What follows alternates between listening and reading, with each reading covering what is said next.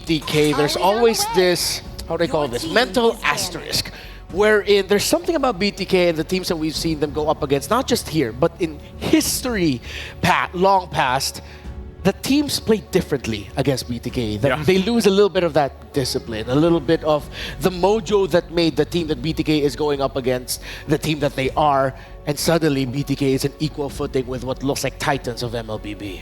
Well, I mean, Titans is one thing to say, but BTK come again from that Mad Max-esque sort of competitive scene. These are the best in their individual roles. That's why they're called the Bloodthirsty Kings and not Bloodthirsty King.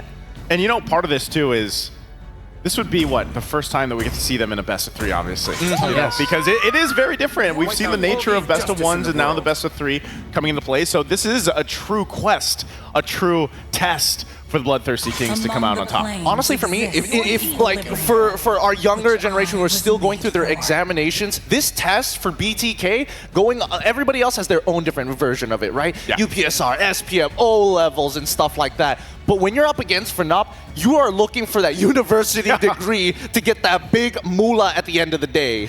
And you see these two teams respecting each other's solidarity, with Fnatic Onyx Philippines taking away the high loss and Matilda, which are options for Shark, but of course that high loss can also go into the EXP for Fried Chicken, and the Eve of Hoon, which has shown to be terrific as well. While BTK are targeting some of the signature heroes of Fnatic Onyx Philippines in the Fanny of King Kong and of course the Cho of Brusco. I feel like they have to come in with a direct plan. With the way that the current metagame is going, teams who have a strong identity in themselves really influence the draft a lot, especially in game number 1s of best of 3s. I would expect BTK to start adapting afterwards if they do drop this one, but hopefully we get to see an idea of how they want to approach FNOP. I almost think they just go, depending on how this plays out, I almost see BTK going comfort. Like what's worked for them, obviously, in the past couple days to get them to this point. And maybe we see some contest go here for the Bruno specifically, but more so, like I said, my big question mark is what does Mobazane decide to take for game 1, knowing that he's in a best of 3? Because this Jushin first pick for FNOP, it covers so much. And we've already talked so much about Super Prince and what he's able to do on multiple heroes. But it looks like there is going to be a change here. BTK takes the Bruno, like we were thinking, but it is going to be a different jungle this time around as the Suyo gets locked in. Fnatic Onyx Philippines have to acknowledge it. One of the cardinal sins so far of this tournament is giving the Bruno. And a surprise, Mobazane says, hey, I'm not just a Fred guy, I can Suyo too. 2 power picks right away for BTK. This means that FNOP, giving the Bruno, they're potentially going to show us their take on how to beat the best pick of M6 so far. I mean, that'll be honestly, it'll be interesting to see how they approach it, right? I'm hearing the Joy come in very early on, Khalid as well. This will be interesting because Khalid is a flex pick, but I think that BTK, based on those first 2 picks, it feels more of denial against FNOP. Because again, Suyo, especially going Suyo blind as well, seems a little interesting considering the past few patterns of BTK. To be fair, as BTK go for their 3rd pick, I feel like this might be Valentino would be good, considering that you see the Joy and the Khalid there. I think that's also BTK respecting the heck out of King Kong Suyo. Again, he set the fastest GPM, the fastest level 15 so far of the tournament with Suyo. I think that's, it's almost in a way where, Mobazane wants to be able to prove that he can also do something similar to what we saw King Kong do with hands of Suyo. That last pick locked in here for BTK is the Aurora. Interesting, because I was also leaning towards that Valentina because of the fact you have 2 powerful ultimates already that you could actually take, right? Whether that's the Beacon there from the Jushin or the Sandstorm from the Khalid. And that gives you an opportunity to set things up really well. Not to say the Frigid Glacier doesn't, the ultimate from Aurora, but this still could play a part.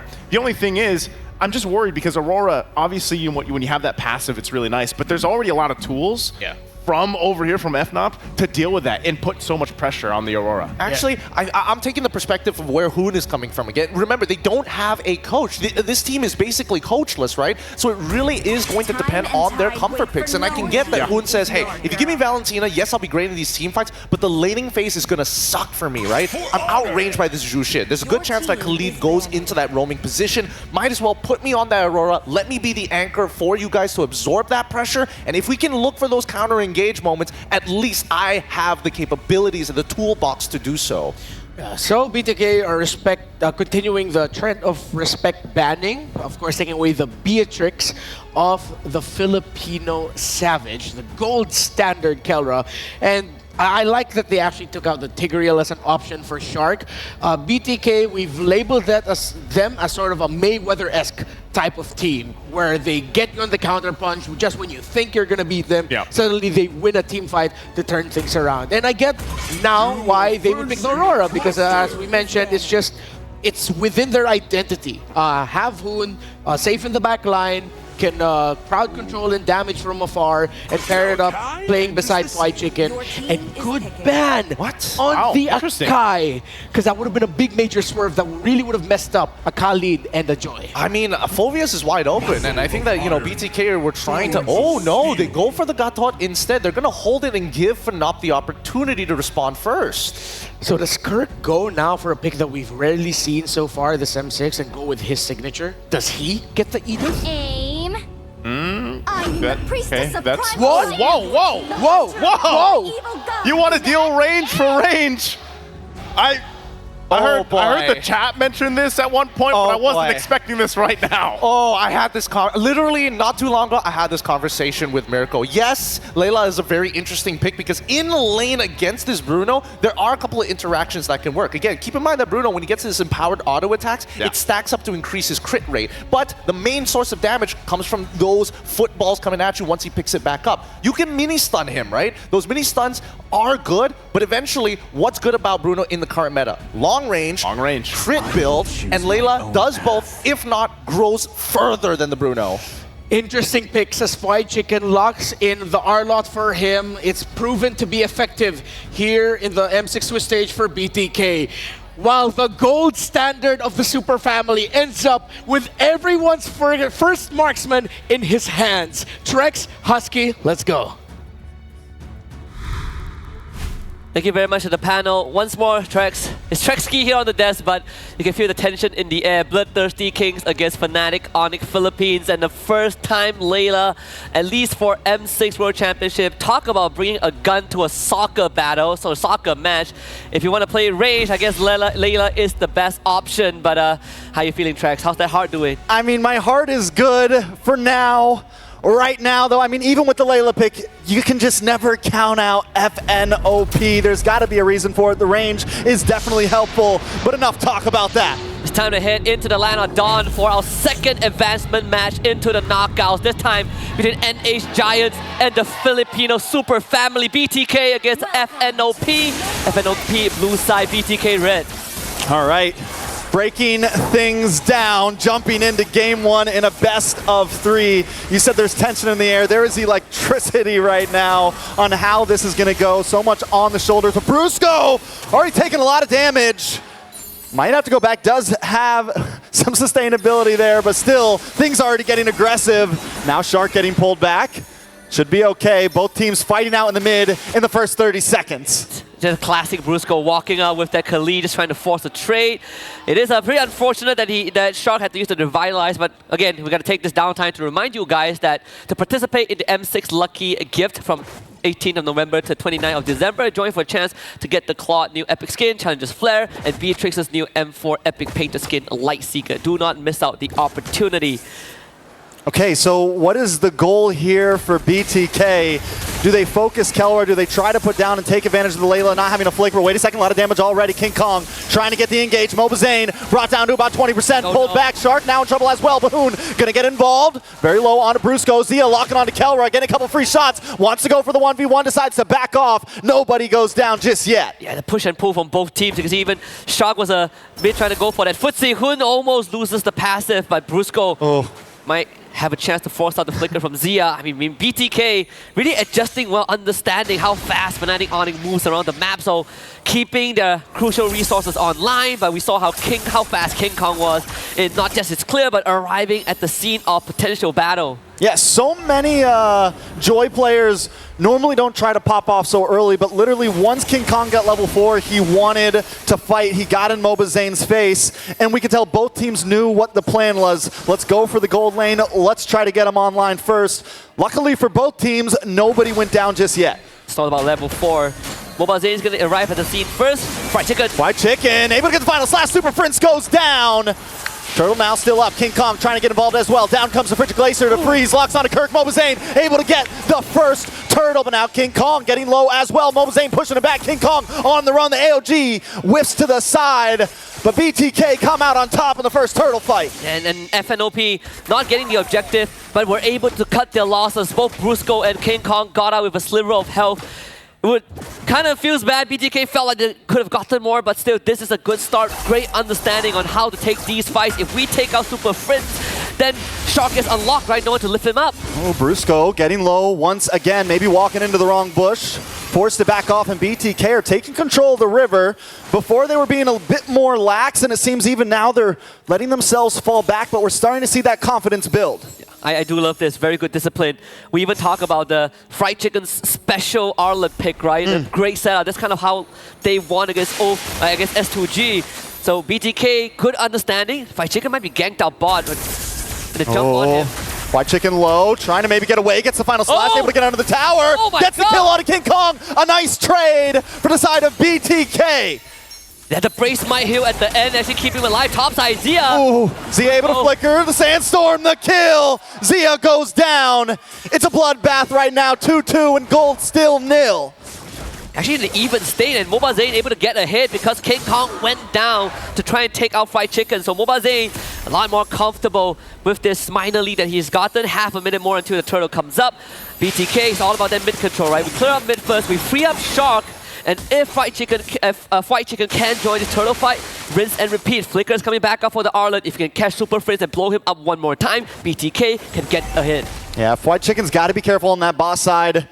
I mean, all of BTK, I feel like both teams are focusing so hard right now onto these off lanes. We're seeing the attacks in the gold. We're seeing the attacks on the EXP, but BTK, on the other hand, keeping it a little bit more mid-focused here. They want to go for these neutral objectives. They want to make sure they're ready for this next turtle. Eventually, BTK will have to start thinking about how to deal with the late up, but right now, turtle fight. Hoon taking a little bit of damage. Fried Chicken gonna get involved. A lot of damage on Brusco. Brusco goes down. Mobile Zayn able to get the kill. Kirk in the backside with the Earth Shatter. Hoon might just be in trouble, but he still doesn't go down with just a pixel of health. He finally falls back. Gets the thing, but Mobile Zayn does get the kill onto Kirk. It's 2 down for the side of Fnatic, Onic, PH, and BTK with all 5. 2 more kills. And 1 went over to Mobile Zayn. So Mobile Zayn is now 2-0, gets the second turtle, continuing to try and accelerate the game phase. But at the end of the day, Fnatic Onic Philippines didn't really lose much. They lost an objective, they dropped a couple of members, but no sizable lead for BTK. Oh, Mobile Zayn's getting aggressive now, pushing back onto Super Prince. Shark, Zia up in the top side. If they can clear that tower as soon as possible, you can start getting Zia involved into these fights as well. King Kong doesn't let anything slow him down, man. He is all over the map. The confidence from Fnatic Onic, even with being behind in kills, the gold deficit has not escaped them. Even with losing 2 turtles, Fnatic Onic is still so much in this game. Absolutely. At one point before the second turtle, Mobile Zayn was ahead in experience. King Kong not only caught up, but exceeded that, right? King Kong is now ahead in XP because he did take a bottom wave after 5 minutes, so the penalty on the jungler restriction has been lifted as well. So Fnatic Onic Philippines really maximizing whatever resources that they can get for King Kong because they know once this game goes late, Fried Chicken though. A little bit of damage on to Kirk there. Frigid Glacier does come down, does not connect onto anybody. And I love what you said. Fnatic Onic has been sending all 4 members up to the top side of the map, and King Kong has just been getting free farm on his own jungle plus the EXP lane, which has been helping him out a bunch. And now BTK is starting to take a page out of that, send the rest of their team up top, and have Mobile Zayn farm that EXP lane as well. Kelra finally getting the first tower of this match. The only difference is that FNOP moves just moves faster than BTK. With Khalid, with Joy, it's so hard for BTK to keep up. They are trying their best, but sometimes you have to spend an ability or 2. Losing that top tier 1 frees up Kelra to now farm everywhere else across the map. And Zia, he's having a rough time. Mobile Zayn might be in a bad spot. Kirk gonna show up as well, gets a flicker in. Looking for the Earth Shatter. Mobile Zayn able to sidestep, but it's too much damage. The Electrifying beats. Mobile Zayn tries to get the outplay, but he falls. He goes down, and King Kong reigns supreme. So close. Went into the Immortal form for the crowd control immunity. He just needed 1 more turret shot to help him out. But still, BTK not really falling behind. 3rd turtle on the board. Mobile Zayn still dead for 5 seconds. FNOP though, they're going to focus on taking away the jungle. So King Kong will just tax that purple buff. Yeah, we got tower for tower in the top side now. Zia finally going to be able to get involved in this. He's 0-1-1, but Kelra hasn't taken a single death. He hasn't even stepped a foot into any of these big fights just yet, just buying time, farming, because that's what you would do on the Layla. I mean, look at the positioning of FNOP. Look at where Super Prince is, mid-side. Thinking for a fight, not just yet. Again, push and pull from both teams. FNOP definitely have a better position. Starting to threaten Mobile Zane as well. You don't want to be in range of that lantern. Yeah, Super Friends. I mean, this is why the Jushin gets banned so much. But Super Friends also has to be careful. If you step just a little bit too far on that top side, you are alone. In comes the big Sandstorm, trying to get the flicker on Mobile Zane. Brusco goes down. Zia able to get the kill. Fnatic Onic now backing up. Super Friends pops the Leonard Flare. Not enough. Big final slash. Mobile Zane able to get the turtle. The knockup from Kirk. Shark now trying to lock on. Super Friends backing up, but BTK have claimed the ground once again. Very good initiative from BTK. Another flicker final slash to try and catch Super Prince, but this time saved by Kirk with that two-man Earth Shatter. If not, they might just end up losing that Jushin once again. BTK, sure, all three turtles going their way, but still FNOP not really falling behind. King Kong just hit that Holy Crystal in 8.5 minutes, and Kelra is just untouched. We are down the wire right now. A lot of damage from Obazane. Kelra forced to back off. White Chicken trying to get involved as well. Hoon showing up to the party. Brusco has been taken down a few times. Does lock on a White Chicken. Wait, nice final slash. Oh. Super Friends in trouble. Super Friends low. White Chicken able to get the Zill. No. Mobazane snipes him out. That puts Mobazane at 3-1-2 right now. Finally trying to break that 1K gold lead. And ended up trading a purple buff once more. King Kong, every single time when he sees Mobile Zane on the map, he's going to start taxing his jungle. So second purple buff that Mobile Zane will not be able to claim. And you can see the XP lead starting to build. King Kong one level ahead of Mobile Zane with 50 seconds to the next Lord. BTK got to start thinking about when this game goes late, how do we deal with King Kong? But most importantly, how do we get to Kelra on this Layla? Because Malefic Gun is going to eventually be an item choice, and he's going to max out his range at level 12. I mean, we don't see the Layla very often. We just got the Berserker's Fury locked in. At what point does it become a major stress point? Wait a second, final slash does lock on. BTK, though, just testing the waters. But what point will Kelra really be the ultimate threat here? Level 12 plus Malefic Gun. Level 12 onwards, right? Because you max out your ultimate level, so max range benefits for not just his abilities, but your attack range, and then the Malefic Gun adds on another 10-15%. You are going to outrange not just Bruno, but it's everyone else on BTK.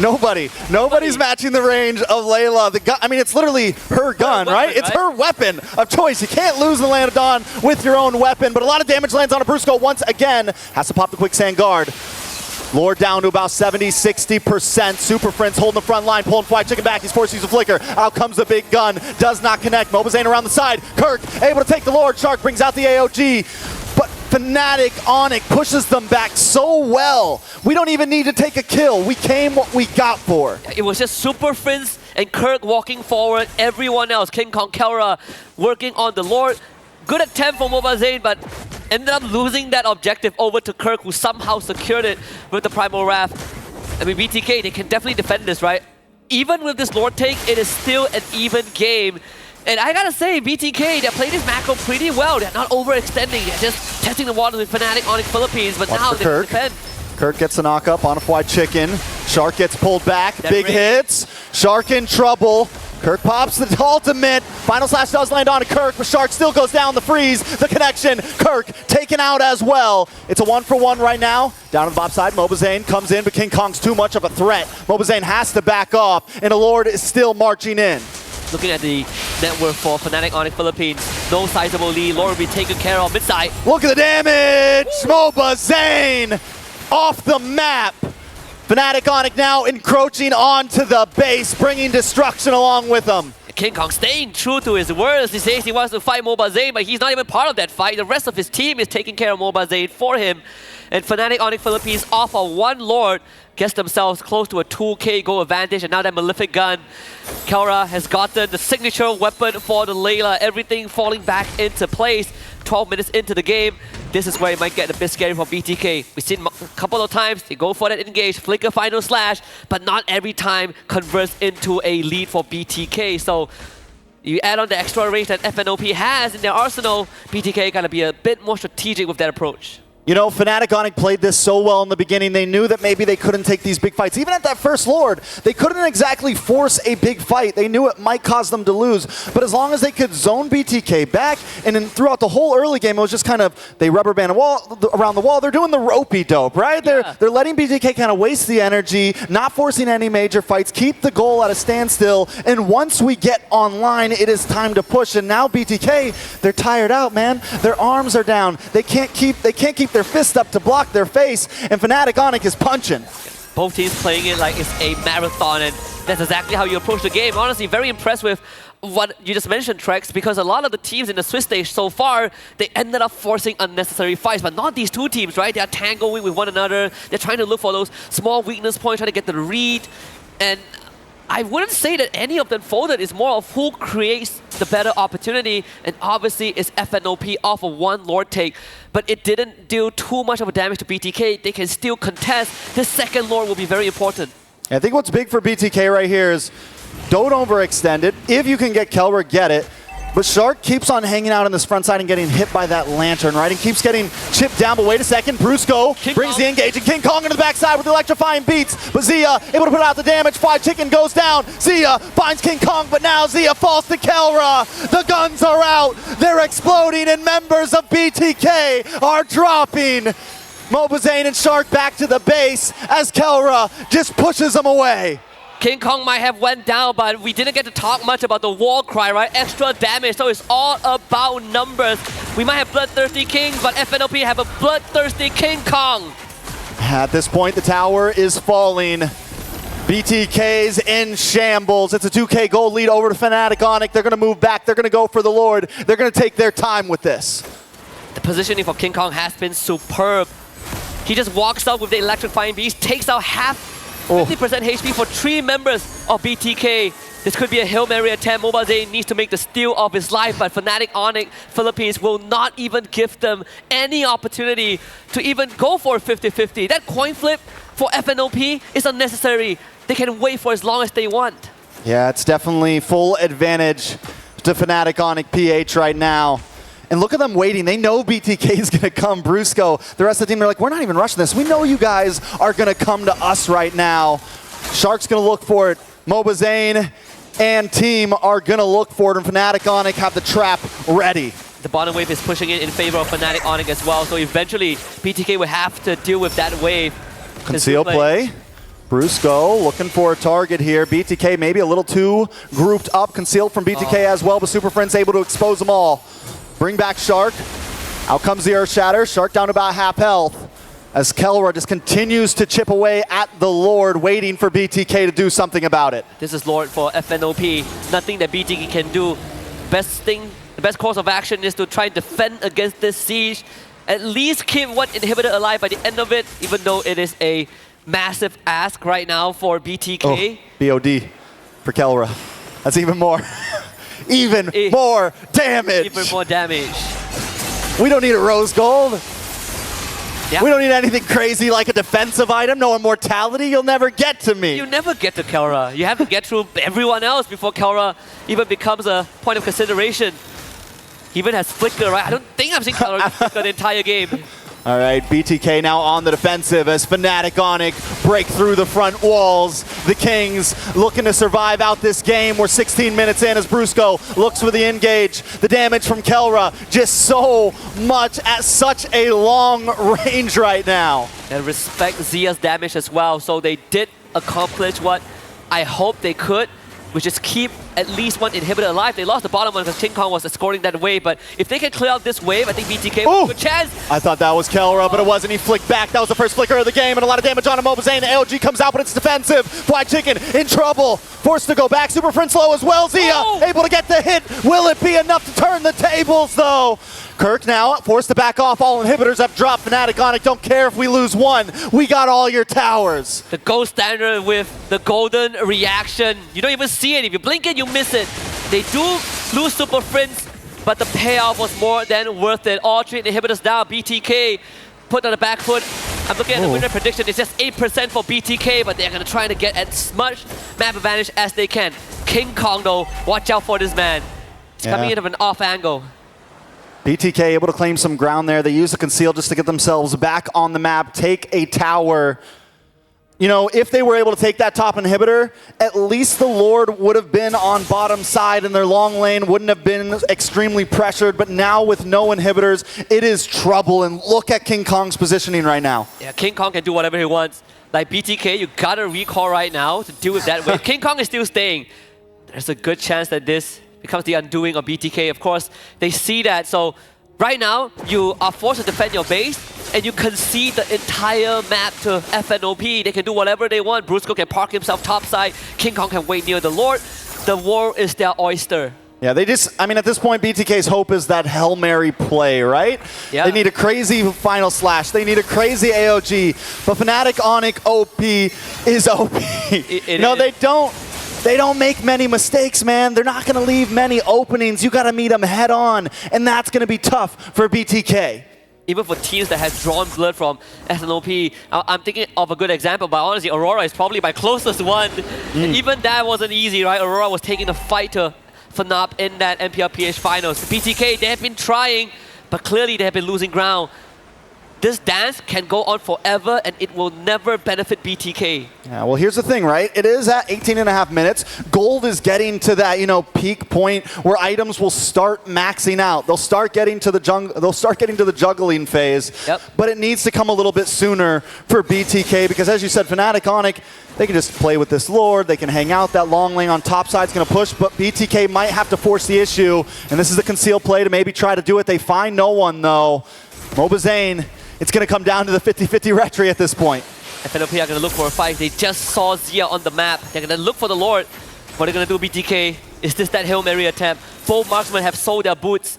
GDS for Kelra, so once he drops that big laser, he's going to run straight at BTK. And they got to go to top side. Zia going to try to clear wave. And at this point, Fnatic Onyx going to start rushing this Lord. You can see King Kong. You can see Kelra. Shark hiding out in the tri-bush. Mobazane there as well. Zia might be too late to this party, though.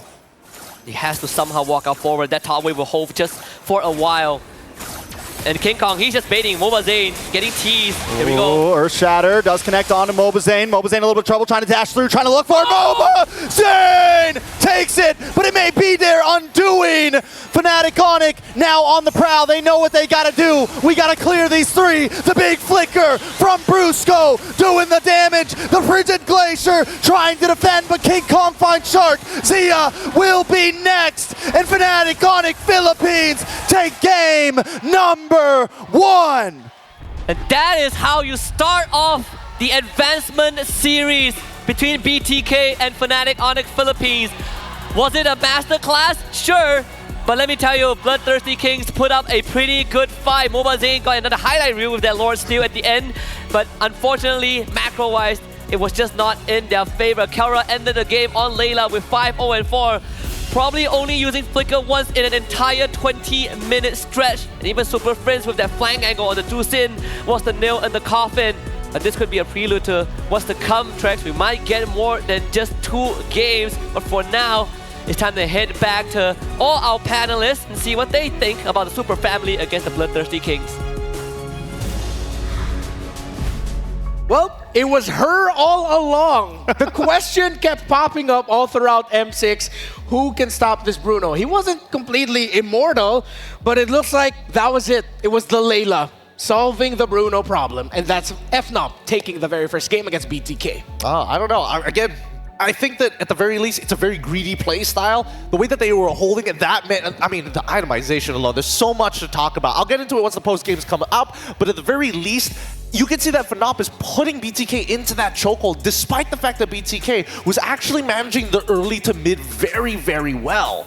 Not only that, but Kelra went just total full glass cannon build. Like, he didn't have one defensive item at that point, and I think part of it too is just he knew that he had this advantage against, of course, Zia in the lane, but then throughout the team fight, he really didn't have to put himself in a position. I mean, maybe for a lot of people, this is their first time actually seeing how devastating the range is. I mean, you saw how much range she was able to cover, just Layla alone in the box of, you know, even a Lord, for example. And it's really hard for them to actually move forward against that, because even so, even with that steal that we saw at the very end from Mobazane, you saw how much difficulty they had actually managing from the waves pushing in, but then how do they approach this team fight? Because even if they sent Shark forward, he's most likely going to get just taken out in an instant, even with a Revitalize. Yeah, it was difficult. Like, you could see the BTK were sort of trying to put out fires as it was going, but again, they were solving them relatively well in terms of the skirmish and team fight areas in classic BTK fashion, quickly going into 4-man, 5-man rotations very fast. It's like a BTK Ube, but they were punishing the overextensions that Fnatic Onyx Philippines were making. However, the Layla was left to whittle down the map. First turrets and then the second. It's like Kelra just said, you know, you guys can go fight us 4. I'm going to take down towers. I mean, it's just getting outscaled, right? That was the main name of the game. And I think that we need to understand why BTK was moving as 5 for those rotations in the first place. A lot of it has to do with the way that the FNOP was actually moving. They needed to protect the president. They needed to make sure that the president was able to get to that very late stage of the game so that Kelra can hard carry and be this walking sentry turret that anybody walking into it will eventually get whittled down. And I think that BTK's only out in these scenarios is to try and go for these big plays. That's why you see that Chicken was very generous with the final slashes. I think he had to be, because that was how you solve that puzzle. You know, you have all these tools, whether it's the final slash or whether it's the Frigid Glacier, even the jump coming out from Shark, you know, with the Avatar or the Guardian. Those were all the tools that they needed to basically go ahead and try to catch Kelra, because they knew, because he was going full glass cannon build, he had pretty much no defensive except for, the flicker, I think is literally all he had. Then if you can take Kelra out, then at least you solve a major part of the damage. But then even for King Kong obviously still a threat in terms of the damage profile, but it just felt like you had the tools to the equation, you just weren't able to effectively use them when you needed them. Because in the beginning of the game, they were actually doing pretty good. I would say BTK was holding their own against FNOP. Yeah, 100%. And you said it best, I think, nice. Why Chicken is locked in. He was locked in. That R-Lot performance was fantastic. The final slashes, again, that was like one of the main tools that they were using to counteract the overextensions or the aggression of Fnatic Onyx Philippines, excuse me. But then, as it was going on, Gideon, since you weren't able to follow MBL Philippines and of course, you were handling Malaysia. I'm gonna share with you something here that if you could link it to a team that reminds you in Malaysia, you know. So I'm gonna say a thing about FNOP, and you'll just tell me which team in Malaysia reminds you of it. So a team that would make it look like they're overextending, be aggressive, but they're doing that to stop tempo. And actually, even though they're getting kills, the opposing team cannot get major objectives. Which team in Malaysia do you think does that best? You know, the obvious parallel will probably be last season's SRG. Last season's? Last season's. This season's one's a little bit different because of the way that the meta is demanding of different things from each of the players, but especially when we're thinking about like this lineup coming in from a Fnatic Onyx, they're playing around Kelra, similar to SRG last season. You play around Innocent, he'll eventually carry you the game. But let's go into the post-game because there's so much to actually talk about, and for me, it's the item progression that really makes the difference here. All right, as we bring up the stats, currently we are looking at the emblems of each.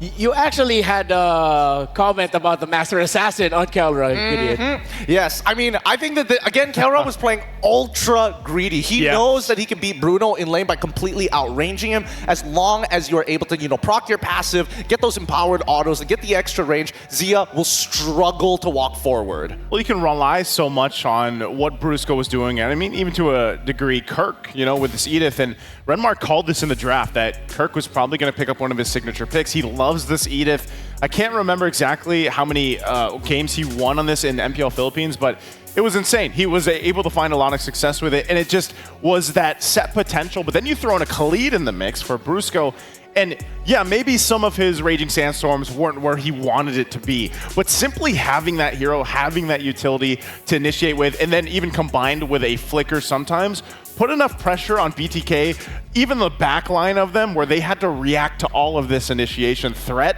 that came out from FNOP, where again, Kelra was just smooth sailing. He had what I love to call the ultimate gold lane experience because he didn't have to worry about anything, and on top of that, he didn't have to build anything defensively. He was just relying on his team, obviously. That comes with that whole bond of the super family that we talk about, but also just the confidence that he has himself as Kelra. Ultimate gold lane experience. The Oogle. The Oogle. Yeah, You know, for a while it was GLE. Well, now it's Oogle. It's the Oogle. You mentioned Edith. I can whip up the stats. Up until before the grand finals of MPL Philippines Season 14, Kirk was 14 wins, and if I'm not mistaken, that is only 3 losses. That's what I'm talking about. The Edith. Honestly, I gotta give it to Kirk. Like micro mechanic wise, there was a very obvious way that BTK was playing, right? Take away your front lines, then it'll be a lot easier to get the Kelra later in the game until he hits like 3 or 4 items, which is what they were worried about, right? When you look at the stats, he is taking so much damage. He is eating so much dirt at the beginning of that game, especially when Fly Chicken understands, hey, you're building Thunderbelt first, you're not going to be as tanky, and if we are able to get your ult out, that's when we can completely commit Shark to moving forward rather than using the GOA defensively. Yeah, let's talk a little bit more quickly about again what BTK were doing at the beginning of the game. What I could tell though from BTK is it looks like they've telegraphed some of the more aggressive tendencies of Fnatic Onyx Philippines, wherein if Kirk is late, he's gonna go flicker forward, Earth Shatter, try to catch someone, but then Hoon, Mobazane, and everyone else was ready to deal with that. Fly Chicken coming in from the flank to try and find Super Friends. They respected what Fnatic Onyx Philippines did in the team fights. But I will pose now a potential hot topic question for the table. You feel like BTK didn't take care of the map enough? Yeah, I think in a way they did for a while, but then it just kind of slipped out of their hands as the game went on, and you saw that because they had the turtles, you know, all locked in, but then eventually this guy right here, the MVP Kelra, really playing a part of where we saw this when those turtles were focused on, or those skirmishes, Kelra was just off on his own, you know, doing his thing, knocking down turrets, getting that extra gold, which allowed him to get to a point where he just was this devastating amount of damage that was able to be utilized by FNOP. Well, I mean, don't get me wrong. I love the fact that Kelra is going to be the main win condition for the team. What really bugs me is how greedy, because at any point, if he got CC'd at least once, displaced out of position, that game was basically done for. No boots, he sold it off to buy a GDS, not even thinking about getting a Winds of Nature, goes for Wind Talker to actually keep up and more importantly, gain priority over the lane. It's an unbelievably greedy build. Yeah, again, BTK were playing up against the PTK lineup, Protect the Kelra, essentially. And yeah, it seemed like though BTK, they were always trying to look for that, but the sheer amount of pressure, and it looked like sacrifice that King Kong would do, Brusco would do, Kirk, and even Super Friends, just going forward and saying, you know what, we need all the space in the world for a Layla, let's just make sure the BTK doesn't reach it. Yeah, I feel like even looking at these highlights, you can already see like, even in the beginning of the game, King Kong himself was mostly just trying to cause enough havoc in the back line. It didn't worry too much about locking in objectives, you know, early on. That's why BTK was also going to go 3 for 3 in turtles. But then obviously, when they take that Lord at the last minute, I'm almost wondering, I would have loved to see maybe the situation where, let's say they didn't go for that steal. Let's say they actually went and then tried to defend in their base. How would that have looked, you know, with the tools that they had again?